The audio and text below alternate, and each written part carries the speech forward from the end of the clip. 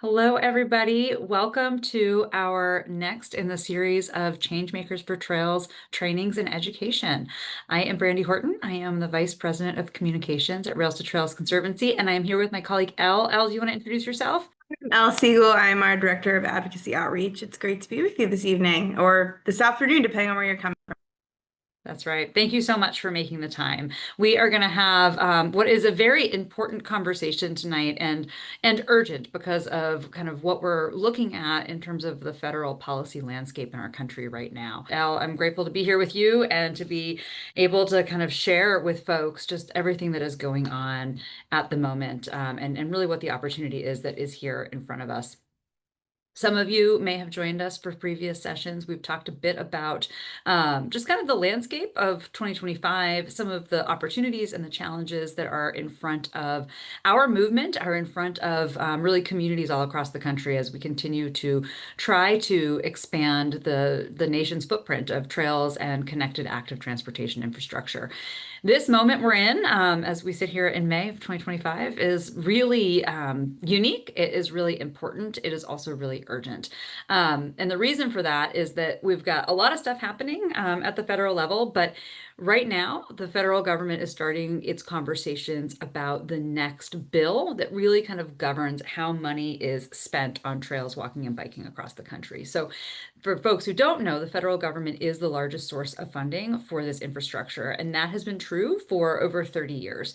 There has billions of dollars that have been invested over this time frame, and that has helped build the country's 42,000 miles of multi-use trails. That 42,000 miles of multi-use trails really serves as the foundation of the visions that exist and the plans that exist across the country to create regional trail networks. Every 5 years, that law is revisited. It often gets extended, so sometimes it's longer than 5 years, but that is the time frame that it is supposed to be looked at by Congress. And at that point in time, our members of Congress make decisions about what they think is a priority. It is really only about 2%, less than actually 2% of the surface transportation budget in our country goes to trails, walking, and biking. So it's always a lot of work to make sure that they're paying attention. Sometimes when you have a small share, it's hard to get people to take extra notice of that small share. So we have a lot of work to do to make sure they understand how important this infrastructure is, how much it makes a difference in our communities. I will say that in the last reauthorization, that is what produced the Infrastructure Investment and Jobs Act that folks have heard about probably on lots of different levels. It really kind of changed the game for a lot of different infrastructure investments in our country. It was a huge win for trails, walking, and biking. It doubled funding and really invested billions of dollars through the legacy programs that exist, but also through other programs where trails, walking, and biking were kind of made eligible for grants where they might not have been previously. And so right now, the members of Congress are making decisions about what they might prioritize, what this bill might look like, kind of the philosophy behind the bill. So it's a really important time for us to be vocal, for us to be out there and making sure they see and they understand how important trails, walking, and biking are to our communities and how important the federal role is in making that possible. So we're going to talk about all of those details a bit more tonight. But I think for everyone to have context as we go through this conversation, that this is a critical moment. There are decisions that are made now that will have impact for 5 years, but then because of the way trails walk and other walking and biking infrastructure is built, will have impact for years and years to come. And it's all happening in this moment of uncertainty too, which is extra complicated. So we are still navigating ongoing threats to existing funding. So many of the grants that were made during the last administration are still paused and under review. We're at just over 250 have been shared out of 3,200, and only a handful of those have been for trails, walking, and biking projects. So we are still working hard with members of Congress and state leaders all across the country to make sure that those grants get unlocked and move forward. And there's also, questions in terms of the current congressional makeup about just what is the role of federal funding in this infrastructure. So as we talk about advocacy tonight, we talk about the change makers and all that we can do, really making sure we're telling the stories of how the federal investment is so critical is going to be very, very important. Next slide, Elle, I think I turn it over to you.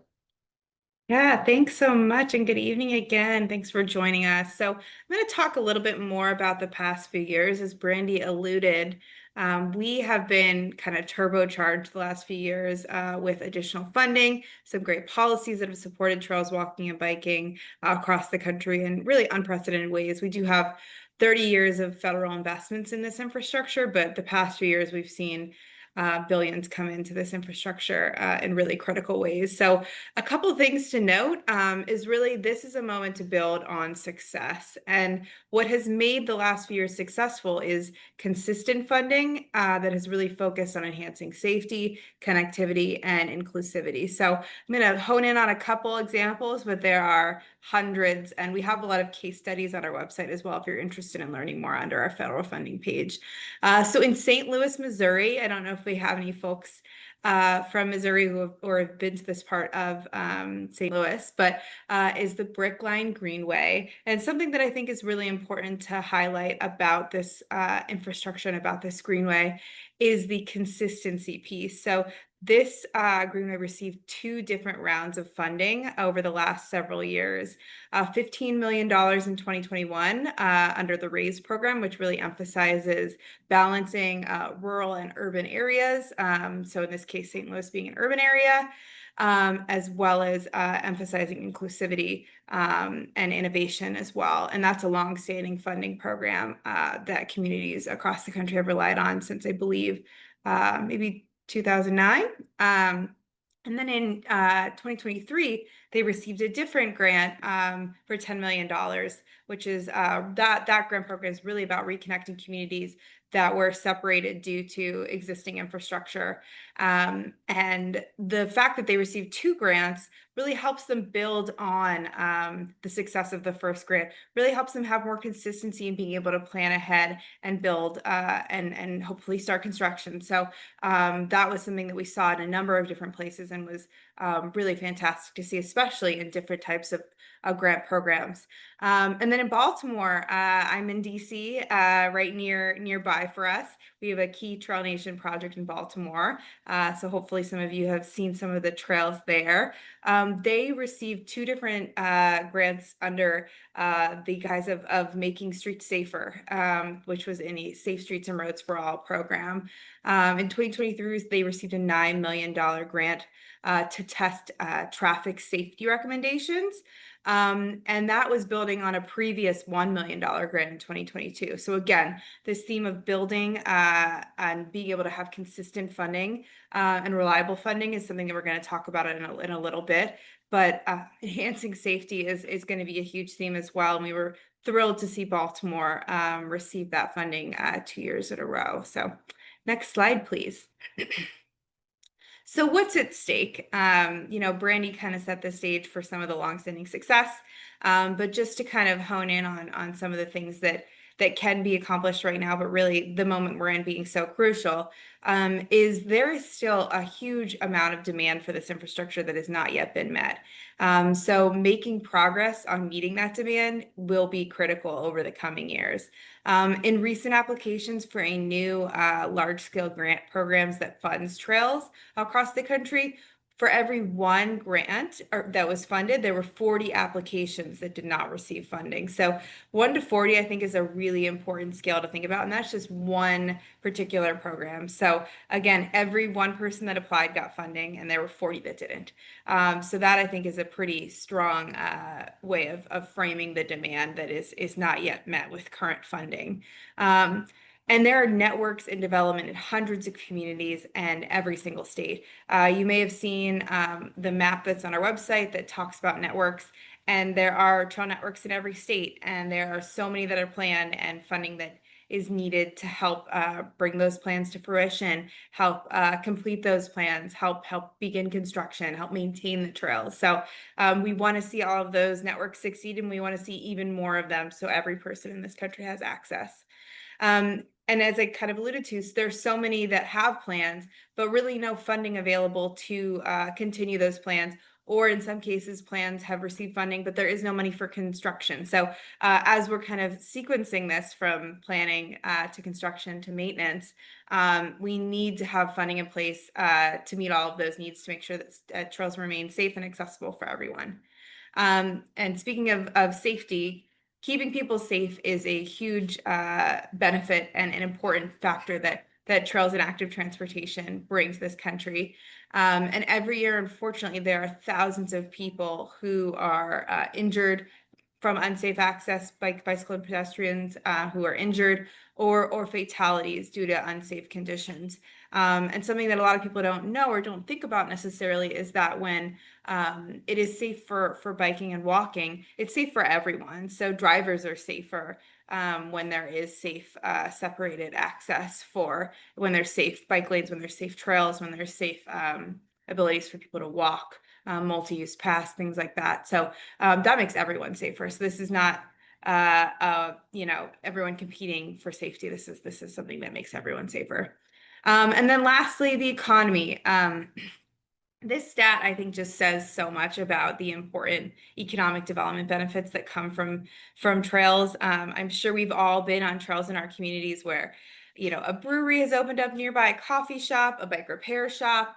But for every $1 invested in trails, $1.72 is generated annually. So again, in the same way that I feel like that one grant for every 40 applications statistic is really strong and just kind of easy to remember when you're thinking about demand, the $1 invested for every $1.72 back, I feel like just really demonstrates not only the economic development benefits, but the return on investment that comes from investing in trails. And it's not really in here, but I think something that, when we're thinking about ROI and return on investment, this is a lot more affordable to build and takes a lot less funding to have an impact. So another important factor when we're thinking about how to use funding is the ROI that comes from this being a lower amount you're putting in, and really important things coming out. So next slide.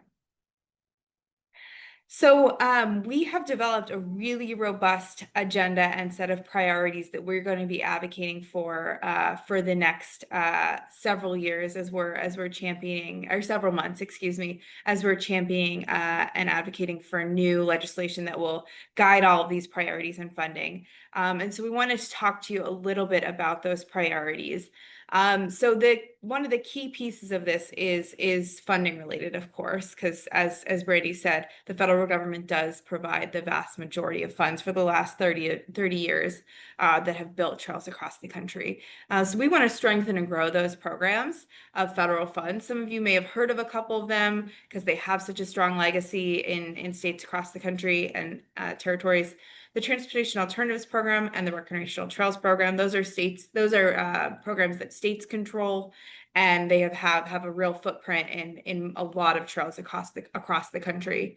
Pairing alongside of that, we know that there needs to be large scale grants that are available to really focus in on connectivity, really focus in on meeting needs where these other programs that are referred to that the states control, where they can kind of step in and provide large scale funds. So that would be a program called the Active Transportation Infrastructure Investment Program. Kind of a mouthful, but that's been something that we've been advocating for pretty aggressively. You may have seen our emails. It's a lot of material on our website about the importance of creating that program, which was a huge win for us over the last few years, and really making sure there's consistent available funding that will make connectivity and networks possible.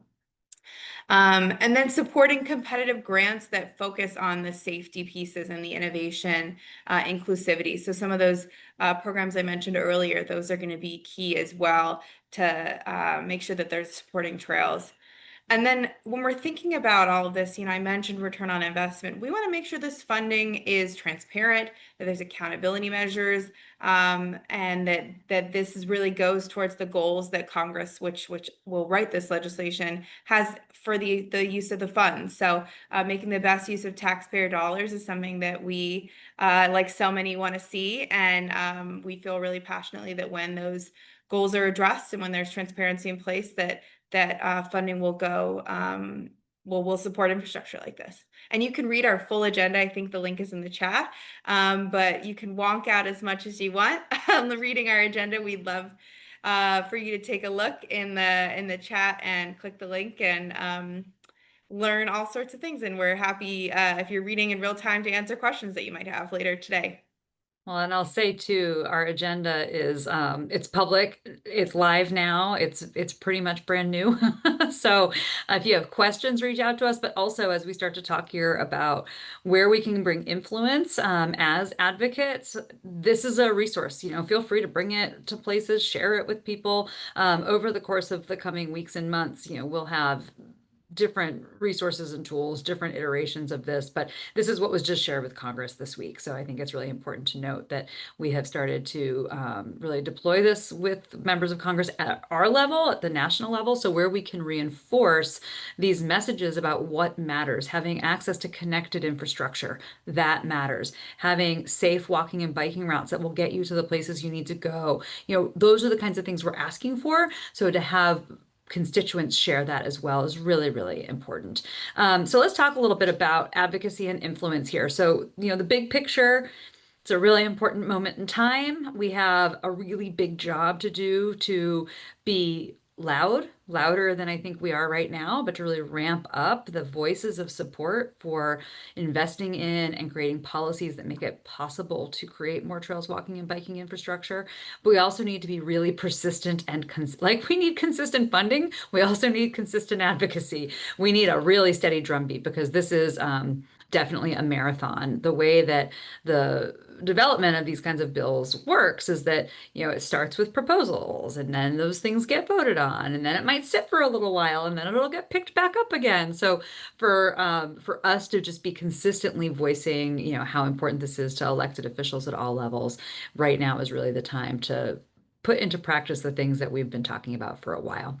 So there's really, when we think about advocacy, there's really kind of three big buckets that we think about, and they're all equally as important. And sometimes, the everyday advocacy or the advocacy we're doing more in the community can be what helps us keep the drumbeat going because you can't go in and have a meeting every single day. But these are the things that help elevate the issue. They help your elected leaders be like, oh, I keep hearing about the trails.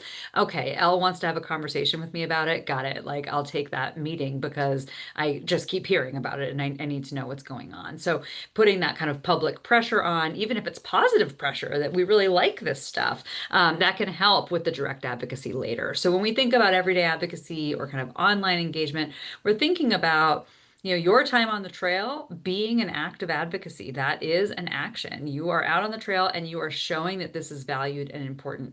Maybe you're sharing that experience on social media. You're sharing that on social media and maybe you're tagging your elected official. Like, sometimes maybe I'm odd, but I like to do things like take a picture and say to my, member of Congress, thank you. I love this trail.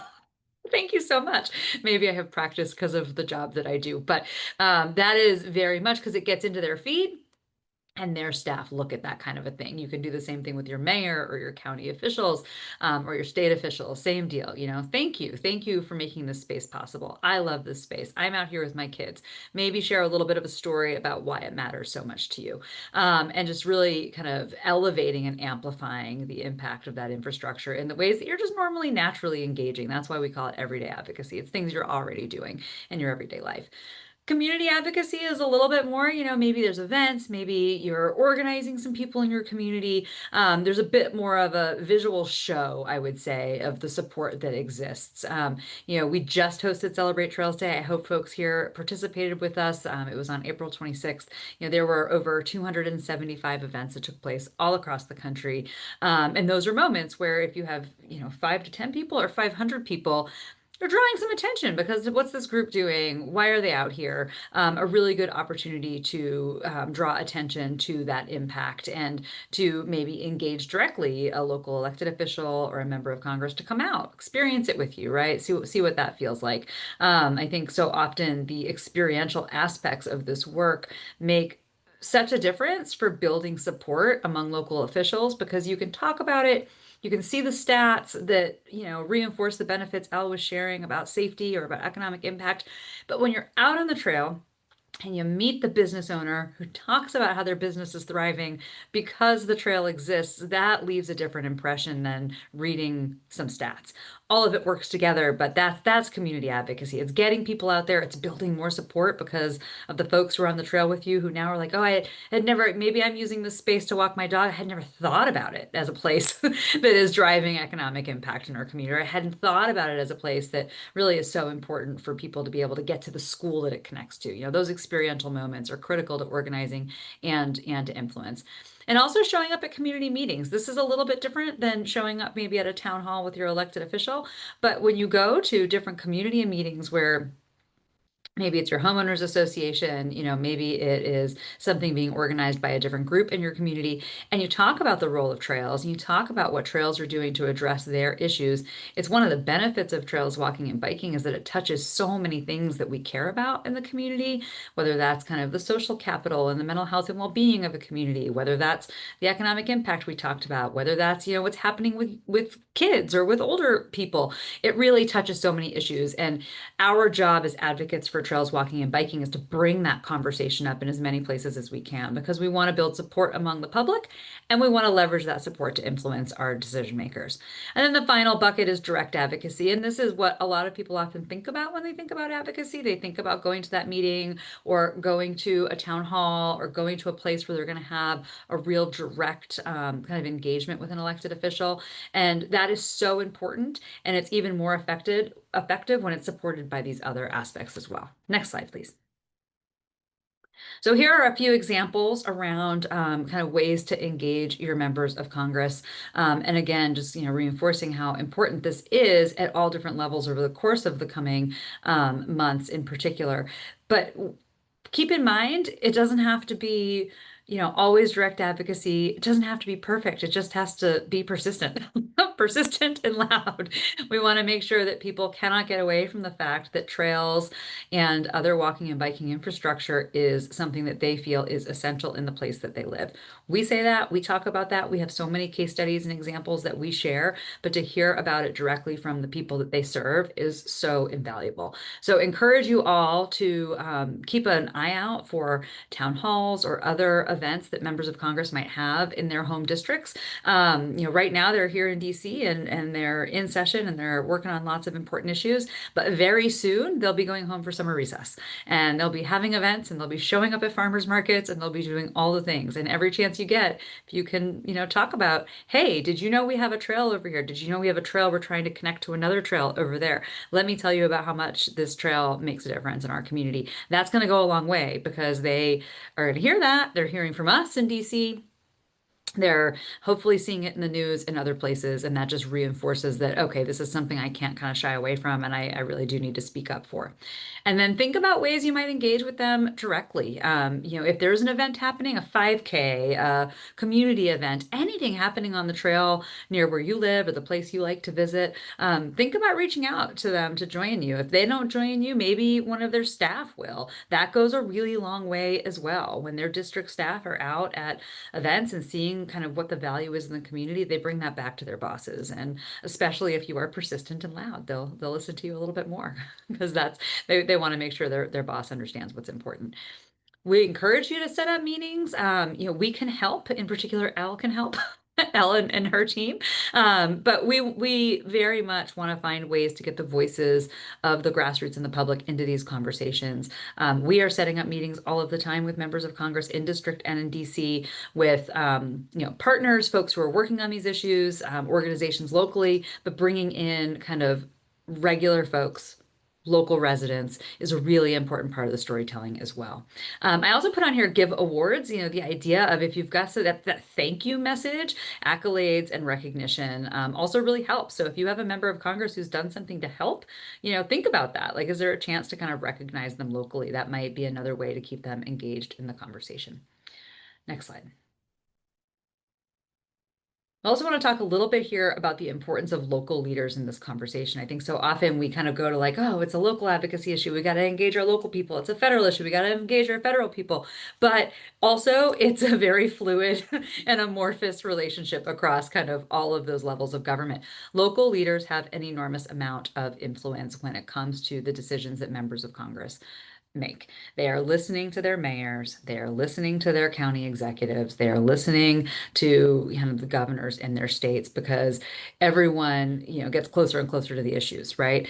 And so one of the things that I think this group in particular can be so effective at is engaging your local leaders. It can sometimes be easier to connect with your mayor or to connect with your council person than it can be to get that meeting with a member of Congress. So, like I said in the last slide, it doesn't have to be perfect. It just has to be persistent. This is a way to be persistent. And one thing in particular about local officials is they love to celebrate all of the progress that they are helping to make happen. So if you are involved in, the volunteer work for your local trail or trail network, think about ways you can engage your local elected officials in celebrating progress, or simply back to that story of me, being who I am on the trail and posting something on social media and tagging my elected officials. Thank your mayor, thank your mayor, thank your council person, thank the folks who have helped to make this happen. Make sure that they see, but are also getting the benefit of the progress that is happening. Think again about events and ways that we can kind of bring people out to the trail, make sure that they see that people care about what is happening. Share stories and places that they're going to see. So think about local paper, think about whether there's regional blogs, influential kind of news outlets online that they might be paying attention to. Because again, this is true really for members of Congress and your local leaders. Their staff are tasked with making sure they have a finger on the pulse of what's important and what's happening in the community. And so we need to kind of get the word out and make sure that our issue is coming up in that pulse reading. And then everything you're doing, just make sure you're amplifying it on social. I can't speak enough to that because that is another place, if things look noisy, they want to deal with it. And you don't always have to be noisy about negative things. We can be noisy about things we love. And I think sometimes they don't get enough of that. So they appreciate that. And this is just such a wonderful picture from a Celebrate Trails Day event that happened in Sacramento, where, you got your council person out there and they're part of the event on the trail and they're experiencing that with folks. And it really is so rewarding for them and then helps put them to work for the members of Congress, and really gets them talking about it when they're in their conversations about what's important to their community. Next slide, please. And just a couple of more examples of those direct engagements with local leaders. This is really from Celebrate Trails Day across the board, but we've got the mayor of Birmingham out there. We've got Mayor Justin Bibb and County Executive Chris Ronayne. I think it's Ronayne. I don't think I've actually said that out loud. From Cuyahoga County in Ohio, and Justin Bibb is the mayor of Cleveland, on a mayor's bike ride and a local elected official bike ride, getting them out on the trails, experiencing the trails, and seeing all of the ways that the trails connect into those important destinations, which is just so key. And then in Tempe, Arizona, we've got the mayor, we've got council members, and we've got the state senator. So just so much elected official support that we want to document, we want to lift up. And again, the members of Congress see that, and we make sure they see that too. We push it their way. So there's just so much opportunity to carry extra influence when we're getting ourselves involved, we're getting our local officials involved. It's hard for the members of Congress to ignore us.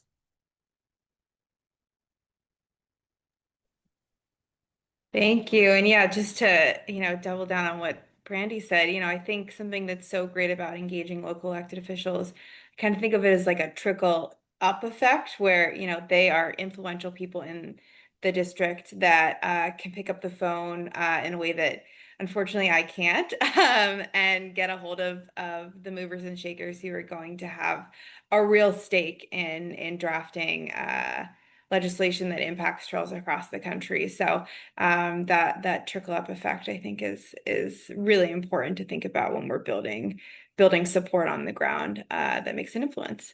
So what is our action plan? So we want to move into some questions for you, of course, but before we do, we have a few more slides and want to give you some key actions you can take. And I believe there should be links in the chat as I'm talking about them to have an immediate impact potentially.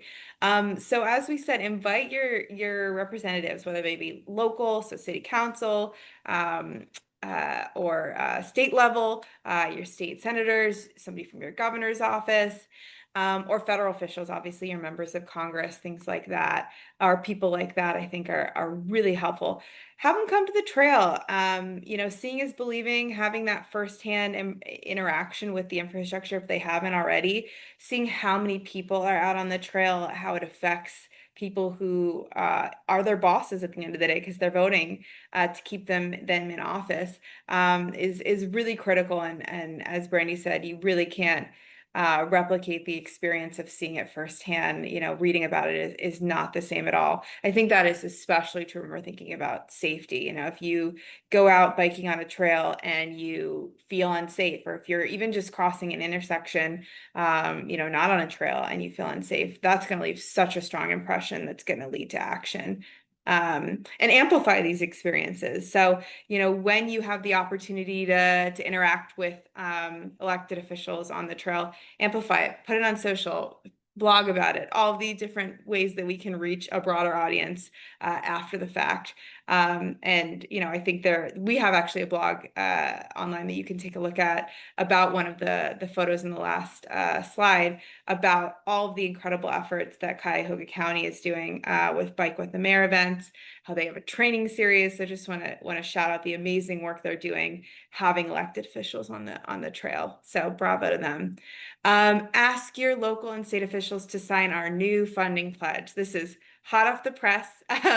We have a wonderful new pledge that we are seeking people to sign to really express not just their support for this important funding in their community, but that they will then do that kind of trickle up effect and engage their federal representatives to express the importance of this funding in their community. So we would love to have you help deploy that to folks in your community. Having more people sign that and tell their story about the impact is going to help us have a bigger impact in our advocacy when we have meetings and when we do online advocacy. So we would love your help reaching leaders in your community with that pledge. And then meet with federal representatives or their staff in the district. Brandy is right. I am your gal. I would love to help you do this. I've spent a lot of today corralling folks to try to have some in-district outreach. So I would love to be in touch with you to help arrange this. And you're not alone. We would often match you with some partners we may have who have done this before, or have prep calls, have all the things that make this as easy as possible. And ultimately, they work for you, I think is a important thing to keep in mind. You're their boss at the end of the day. So yeah, three, hopefully two of them at least are somewhat easy to do. The meeting with members, we'd love to be your partners in doing that. So next slide, please. So what is next for us? So a lot of quick things you can do here with social media, as we kind of discussed, letters to the editor, storytelling, community meetings, all these things. We've shown them before in these trainings, but we want to flag that we will be having trainings in July, September, November. So dates will be forthcoming. So look out for specific dates there. This is going to be a critical few months and year for us. We want to keep the steady outreach going. We want to make sure that people continue to hear about the importance of this because there's a lot going on, and members of Congress are balancing a lot, and even within transportation, they're balancing a lot. And it can't be said enough that hearing from people at home about this is so much more important than hearing from us. So we Loud need and you. persistent. Loud Yes, yes, and persistent. we need you. We are so grateful for you. And Brandy, anything before we move to questions? Loud and persistent. Yay. Okay. I think we have a couple questions. Let me take a look here. Um, And please add your questions to the Q&A box. I want to engage in direct advocacy with my members, but I don't know where to start. Are there resources for this? So as I have said, I'm very enthusiastic about this. I love that this is my professional job, that I get to do this for work. But we have in the chat, I believe we have a form that you can fill out. to even more than just coming to this, express that you want to meet with your members. We've already had some of you do that, so thank you for doing that. We've been in touch with some of you on this call about setting up these meetings. But please fill that form out, and we will do our best to reach out very quickly and match you with potential folks, advocates on the ground, so that we're building kind of a small group to do this. But we also have some great resources online. I think under our Changemakers page, which hopefully is in the chat, we have sort of an advocacy guide that walks you through, the whys, the how-tos, and some logistics about this. But ultimately, I'm your gal. I would love to be in touch, and this form is one of the better ways to do this. And we can work with you to find the right contacts, work on talking points, all of it. So we'll be really your partners through the process. And I think, Elle, I'll just reinforce the talking points bit because I think sometimes it can feel overwhelming to be like, okay, well, I'm going to go to a meeting, but what do I say? We will make sure that you are so well prepped. You'll have everything you need. And Elle and her team have created a fantastic set of resources for folks. But yeah, we just need people. We need people. We'll make it easy. Mm-hmm. And I think we had at least one more question. Hopefully we'll get some more.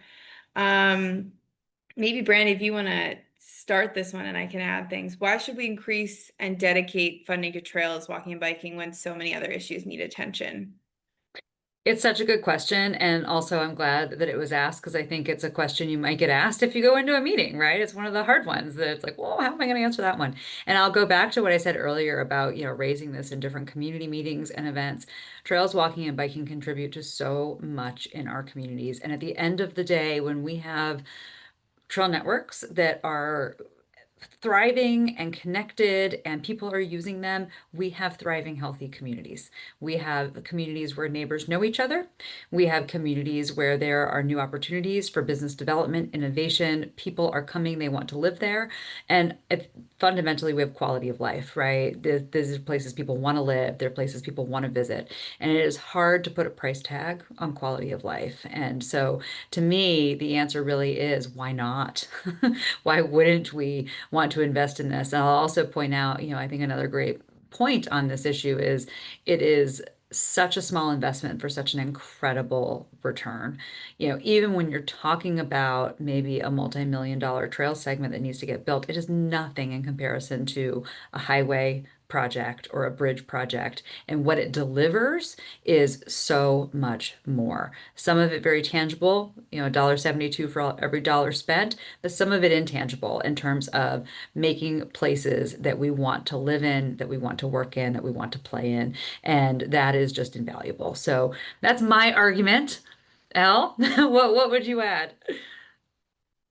Well, things. I mean, when you look at, I mean, it's not every community, but when you talk to some communities that are really growing rapidly right now, we have partners in Northwest Arkansas, which has seen tremendous growth. Utah has seen tremendous growth.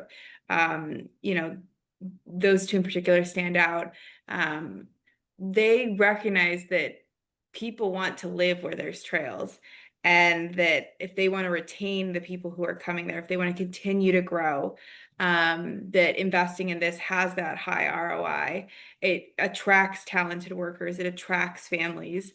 And that, also there's public health implications that you're going to be saving money in the long run by investing this because you're going to keep people healthy and out and about, and make sure that they're able to do this safely as well. So a number of things I think come to mind there. Also, I think at a practical level, nobody likes traffic, nobody likes congestion. And so, I'm thinking in particular about some partners in Utah who talked about there's so many people moving here. We need to be able to provide ways for them to get around so that they're not all driving in cars by themselves, creating traffic, creating pollution, all of these things. So, again, I think there's so many different ways and so many different motivations that people have for caring about this. And bringing that all together makes this a huge opportunity, a lot of ROI. And yeah, those would be some of the things that I would think about. Why wouldn't we invest in it? That's the answer. solves, it contributes to the solutions of so many challenges that people and places are facing. And I think that is such a strength and such a powerful message to share. When you're investing in trails, you're investing in community, you're investing in health, you're investing in safety, you're investing in a strong economy. What other thing can you invest in that does all of that? It's hard to find, those examples outside of the trails space. Hmm. And with I think I that, saw let's say good night. I Oh, is think there I saw another question? someone with well, I saw someone with their hand raised. And if you still have questions, please add them into the Q&A box. But so we can give someone a minute to do that if they want to. Maybe it was a mistake that they raised their hand, but um, if there's no other questions, though, we can. Let's say bid farewell.